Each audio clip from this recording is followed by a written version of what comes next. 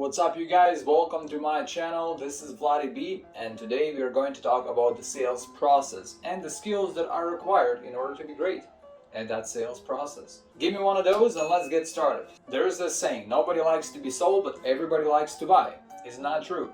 That is really true. We all like to buy stuff, spend our money, hard-earned money, but nobody likes when they're being sold something. When those salespeople come up to you and ask you, is there anything I can help you with? Nobody likes that kind of stuff. But we're not going to talk about this in particular. We're going to talk about the process itself, and I'm going to break it down for you. This breakdown is going to help you understand if you require any training in particular within your organization. So I guess essentially this video is meant for people that are business owners or entrepreneurs in general, or are planning on opening their own business. So in the end of the day, we wanted to educate our consumers and give them the buying options and let them choose what to do with that instead of deciding for them whether they want to buy or not. This is one of the errors that a lot of salespeople do, and organizations fail to actually give proper training in order to eliminate this from happening. And that is, people assume that somebody doesn't want to buy something from them. For example, you pull up to a house and there is a beater parked in the driveway, so the salesperson instantly assumes that this person must be broke and they're not going to buy anything from me. And they go in with this kind of a mental attitude, and of course they don't end up making any sales simply because they're not even trying, because they already made up their mind that this person is not going to buy. And this is extremely wrong, and for the most part this is not the salesperson's fault. It is actually the organization's, the company's fault for failing to give a proper training. First of all, it has to be the mindset training for your employees so that they understand how to properly approach every sales call out there. Remember, every customer has to be treated like gold. So I'm going to give you the breakdown of a few skills that are extremely important. So what you should do is you should break those down inside of your organization and do some role playing with your team. If you have salespeople, if you have employees working for you in general, you should definitely try that. So the first skill that you and your organization, your whole team must have absolutely is understanding of your own product. What are you selling? What is it that your company offers to the customer? Whether it's a product or service or both. What are you selling? What are you offering? What kind of solutions does your product, your company offer to the customer? And understanding that is a huge deal. And a lot of people fail to actually understand that, to give that proper training to their team to actually make them understand this is exactly what we have to offer. Some guys go into the estimates or sales calls and they sit there and they have no idea what their company even does. They just know the general idea behind it, but what is it? So we sell four things. First thing we sell is we sell ourselves. When you go to the customer's house, you actually have to sell yourself, and the way you do that is by looking presentable at the very minimum. That's the least you can do, is to look your best, to look presentable, to dress well, to be groomed with a nice haircut, fresh breath. Well, hopefully if you're wearing a mask, nobody has to smell that if yours is not fresh, but at least chew a gum before the appointment. Don't be chewing gum in front of the customer, but definitely make sure that you are pleasant to speak to. And that's how you sell yourself and build trust. Because if you come out to the customer's house and you're looking rough, you have body odor, or just any other kind of smell that's not very pleasant to the customer, they're not going to enjoy having this conversation with you, and they'll just want you out of their house as soon as possible, and you're for sure not going to make any sales. Sell yourself first. That's number one. Number two, you sell the brand experience, your company. You have to sell your company. What does your company do? What kind of people does your company hire? And when you sold yourself in the first step, you already kind of prepare the ground towards selling the company and the brand, because you are presentable. That means the company cares what kind of people they send out to customers' homes. What kind of training does the company give to their people? How do you interact with them, right? How well are you prepared for the presentation for the customer? That shows a lot about the actual company they work for. Number three is your expertise, the actual solutions that you provide, the product or the service. Product that solves your problem, air conditioning, heating, or you sell cars, or you sell homes. What is the product that you are selling? And those are the things that are extremely important within the training, because this training of what we are selling is what a lot of companies are lacking. They don't have the actual training that explains to the employees, what are we selling, right? Am I selling desks? Am I selling computers, phones, whatever it is?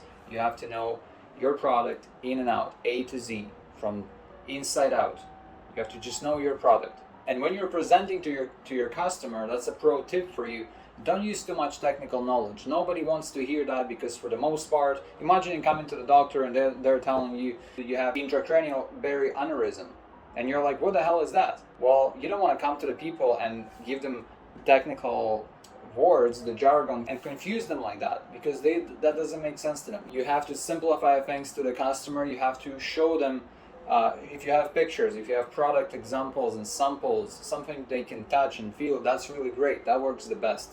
Don't complicate things with complicated words that nobody understands, because that is not going to help you build trust, and that is not going to help you sell for sure. So break those things down in the simplest terms possible for the customer, and they will really appreciate it. Trust me on that. You will be talking the same language. They won't think that you're trying to make them look dumb, and nobody likes to feel dumb in front of anybody. Keep that in mind. And the fourth thing you have to understand is money. In the end of the day, it all comes down to money. But when it comes to money, you have to break down what's called the perceived value. There is a perceived value. When the customer is listening to your presentation, you're building up the value of the product or service that you're selling. Slowly you're building that up. And so in front of this great perceived value, the price point starts to look smaller. And this is how you start building up your average ticket and actually pricing things the right way. Not to price too high and try to make more profit, but actually price properly. And this is not a thing that a lot of contractors and business owners fail to do. They fail to price things at what they should be priced. And what happens as a result, they don't account for their overhead, for their labor expenses, their fringe benefits, the taxes, payroll in general, parts and equipment, material, all that kind of stuff is not accounted for. Warranties, buy downs, maintenances, all that kind of stuff has to be included in your price, because that's the only way you can stay in business and not go bankrupt. Let's say you sold a job for $5,000, half of that was your equipment and materials, which is $2,500, then you pay labor another $1,000, you're already at $3,500, and you think that you made $1,500 of profit. But what about your office rent? What about your vehicle maintenance and just in general your payments for the vehicles? What about all the taxes that you have to pay for the payroll? What about the money you have to allocate for maintenances and emergency breakdowns, for warranty account? What about all that stuff? So all this is extremely important, and if you don't account for that and don't build those expenses into your prices, you're gonna fail in business. You're not gonna be able to grow. So what happens when you're speaking slang to the customer that they don't understand, technical slang, and also don't break down the benefits that they're getting from your product or service? What happens is their perceived value goes down, it drops. So if the price was here and the perceived value is supposed to be here, and you're not doing a good job building that perceived value, so the value goes down and down and down, and suddenly the price is higher than the actual perceived value, and the sale is not happening. Why? Because the people don't see enough value for the price, so they're starting to try and drop your price, or telling you that someone else can do it for much better. Why should I buy from you for much more money when I can find it somewhere else much cheaper? And they're right. If you're not giving them that value, why should they buy from you? So you have to have the value first of all, and then you have to show the customer that you have that value. And in order for you to be able to do that, you have to provide people with training so that they know what the process is, step by step, A to Z, how to get from here to there, how to start from getting to the customer's house and until the very end where you're signing on the paper, on the proposal paper. So your people, your salespeople, whoever you have working for you, they should be able to stand in front of you and explain to you what your products and services do to the customers. How do they solve their problems? They need to be able to do that without any papers. They just have to live and breathe whatever it is you're offering to the customers. And that's how you know you have a good employee. Those that actually understand the product and service and go the extra mile to actually learn that, to do some homework at home. Not to just rely on what's happening at work, but actually review stuff, review the material. If you want to succeed, if you're an employee, if you're a salesperson watching this, and you want to succeed in life in general and in sales, in your sales career, you have to do homework. Sales is not winging it. It's not just waiting for the next estimate or the next sales call, going there and trying to sell, and if it happens, it happens. If not, then who cares? And your closing rate is like 40-50%. That may be alright, you may be okay with that, but I mean, you could have been much better. You should always strive for the best and to have at least 75% closing rate. And it's extremely possible as long as you follow specific steps and do some continuous education. Always keep yourself up to date on the new trends, on the new things within your industry. So now part 2 of this video, I'm going to talk to you about how do we actually sell. Well, we sell by the process of educating the consumer, the customer. We have to first of all figure out what issues or problems they're having, which your product or service can fix or eliminate for them completely. And once you figure that out, you start showing them exactly how that's going to happen and educating them about that. And that's how you sell. There's no other way of selling. You have to show the customer that they're getting exactly what they want. Even if they didn't know they wanted it, you show it to them and you explain to them and you educate them so that they understand that yes, they actually want it. Because sometimes they want something but they don't know how to express it. For example, I'm in indoor air quality, so when a customer tells me I'm suffering from allergies but I don't want anything special, and I tell them, well, listen, there is this filter that is actually certified by the American Asthma and Allergy Corporation, and if you put it in your house, you can service it once or twice a year, and it catches extremely small particles. So if you're allergic to stuff, all those particles are going to be caught in the filter, and nothing is going to be in the airflow. So essentially, as long as you're at home, you're not going to be suffering from any allergies. Once you step out, that's a different story. There is no filter there. The customer may have not known that, but when they heard that, they say, man, does that really exist? I won't have to suffer from my allergies when I'm at home anymore?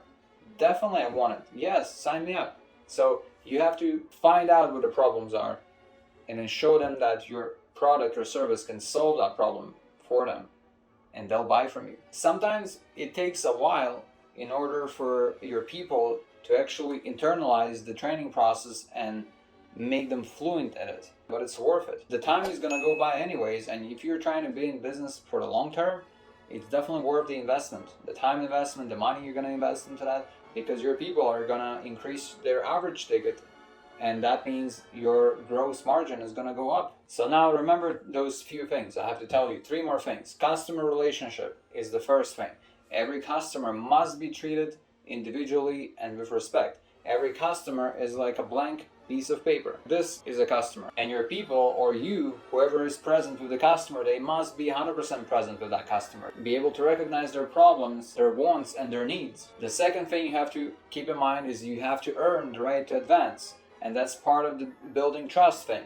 You have to build trust by asking for permission. It's extremely important. Trust me, don't ever go into a customer's home and just sit yourself down wherever you feel like it. Always ask for permission.